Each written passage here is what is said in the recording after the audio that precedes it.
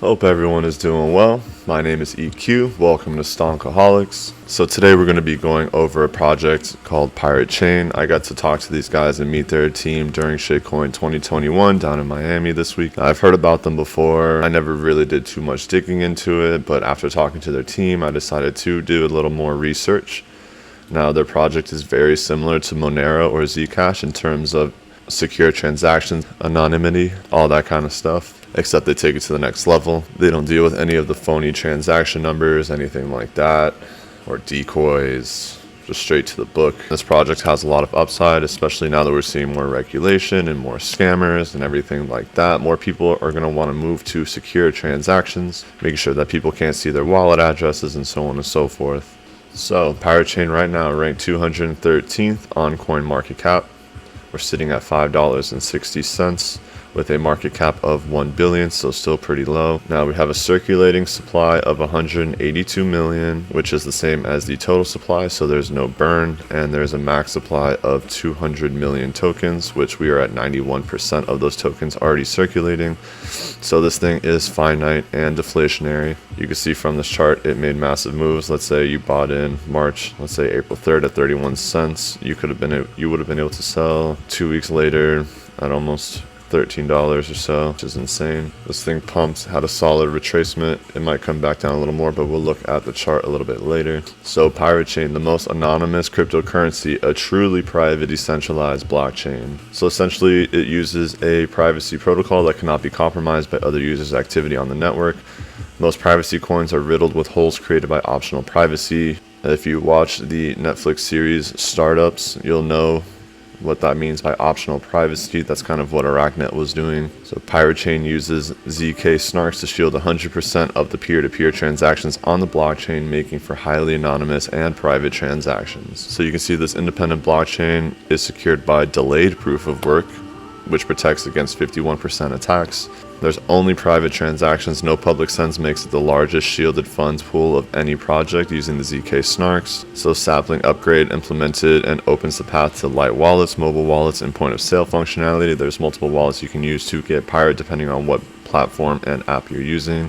So the mainnet was launched in 2018. So it really hasn't gone through a bull cycle yet. The Tor network is supported by Pirate Chain, so that's where you get the total anonymity from, and e-commerce enabled, so they offer a variety of tools for integration to online stores to make your stores more secure. I might have to look into this because I have some e-commerce shops as well, and it'll be cool to accept some Pirate or some ARRR. So just to get into a little more detail about the 51% attack, in order to 51% attack Pirate, you would have to first 51% attack Bitcoin.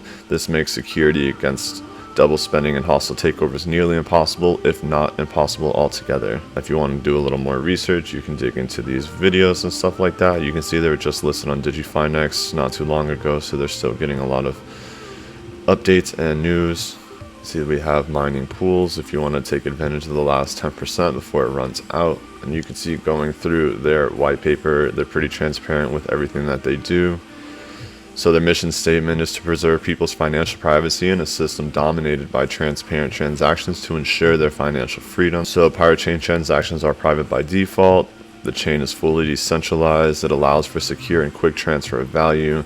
It uses the strongest privacy protocols. So the reason why they focus on privacy is because crypto offers advantages to users and businesses, but it shouldn't come at the cost of financial freedom. Fiat currencies are already making a mass exodus towards digital systems. Crypto has shown to offer numerous advantages for business, such as cost savings in fees and transaction speed. And with all of that, users deserve privacy in those transactions. Privacy may therefore be needed by all parties that want to accept cryptocurrencies, such as vendors, distributors, merchants, purchasers, suppliers, service providers, and customers. So businesses can assure their clients and themselves that both parties to the transaction will receive the best combination of privacy, speed, and cost saving through Pirate. And before we get into the charts, I want to just mention Zcash and Monero, which we talked about before. So here's some of the problems with them. One large concern about the usage of this technology is the ability of observers to analyze your spending behavior and wealth status. This greatly compromises the financial privacy of the user. The most notable protocols that have been developed thus far are CryptoNote and Zcash.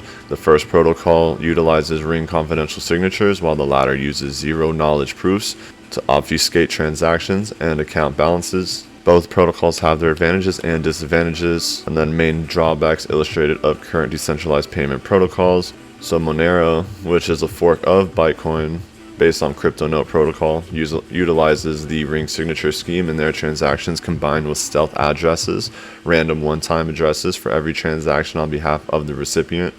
Ring signatures make it increasingly difficult to trace back the sender depending on the ring size. However, this does leave the ability of parties to analyze the available data with sophisticated analytic tools right now and in the future. So here's a little example of how the rings would work. The difficulty of finding the correct sender is increasingly difficult with bigger ring sizes. The ring would be the total number of possible signers, including you, which in turn determines the complexity and difficulty of finding the real output. So you can see we could just send them all over the place and have as many rings as possible. The more people we have, the larger this ring, and things are just going all over the place before they're actually sent to the final party. And this is essentially how Zcash's system would work. Building system. Now we're getting into Pirate's solution for this. So Pirate aims to improve substantially upon the privacy and security features of Monero and fix the fungibility problem of Zcash. Pirate Chain does this by means of only accepting sapling shielded transactions, which is ZTX, apart from mining rewards and notarizations as explained in the delayed POW section. And Pirate Chain is secured through the delayed proof of work mechanism, making its privacy and security features currently unmatched in the blockchain industry compared to existing privacy coins. Now going into the chart, couldn't find this chart on TradingView, so this is going to be the next best thing. Everyone say hi to my husky Zeus. He thinks he's a cat. Right, Zeus? He's a cat dog. So when you're looking at this chart, you can see this right here would have been our first major SR flip point. This would have been a great buy-in for the long-term buyers. As price was sitting low and flatlining for so long, finally got that break over, which triggered this first impulse move. Now, based on that current impulse move, for a long-term trader, we would have started our fib from the bottom all the way up to the top. So you can see that since we had the retracement, price has basically sat on the 786, which is normal for a large impulse move. So if you look closely, you can also see we are starting to form a pennant. So the first line will come from here. Second line of the pennant can come from down here. You can see we're getting pretty close to this point of breaking. We've been testing the trend break from a long term since the impulse. We're finally testing the resistance. You can see we've popped twice on resistance, but we're holding support on the EMAs currently. So we're looking to break this and hopefully find support on top of this trend and then break and find support on the 6180, which would be the gross golden ratio number. You can see based on these areas too that it's also going to be a major SR flip area because it acted as a resistance, resistance, resistance. Now if we can get a price hold here, it can act as support before we make our way upwards again. But right now I'm essentially waiting to see this break out and then hold the support before I get in on a short term and watch this ride up to test all-time highs. So that would be around $5.50 on a solid buy-in area, going up to $18, so a little bit less than a 3 times move just to test all-time high. Now when we go through the EMAs, you can see we finally crossed over. Hopefully we can hold in a bullish EMA form. Now when you're looking at this volume, you can see the volume is significantly high here and we've been flatlining in volume since. Now we're getting these little minor spikes here and there. That's a good sign, especially on this little point here that triggered this up move. So you can see price and volume is starting to come back in. And from the MACD, you can see we had a major spike, hit a peak, came all the way back down, went bearish. The volume oscillators are showing bearish as well.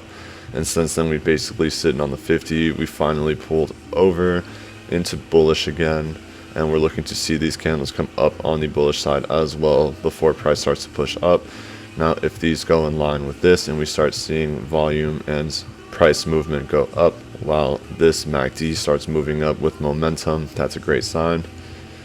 On top of getting a support hold, that's ideal of what we want. And just for shits and giggles, since we're at a $1 billion market cap, if this thing wanted to double and go to $2 billion, we're still not in the top 50. 10 times this and still only be at 10 billion, which is nothing. Now if this takes off and becomes the largest private and anonymous blockchain, you can see this potentially get to 100. You're talking about 100 times move, so $555 a coin for Pirate Chain.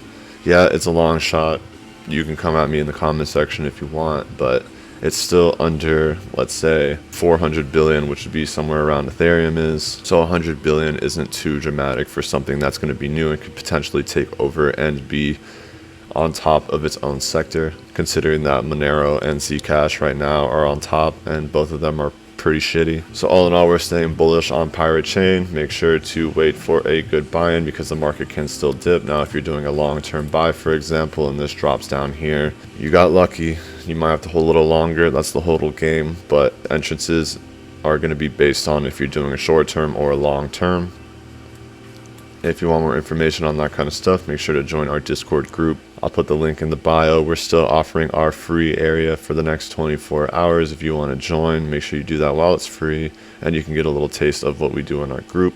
And if you haven't had a chance to throw a like on the video, subscribe to the channel, all that fun stuff, make sure to do that now.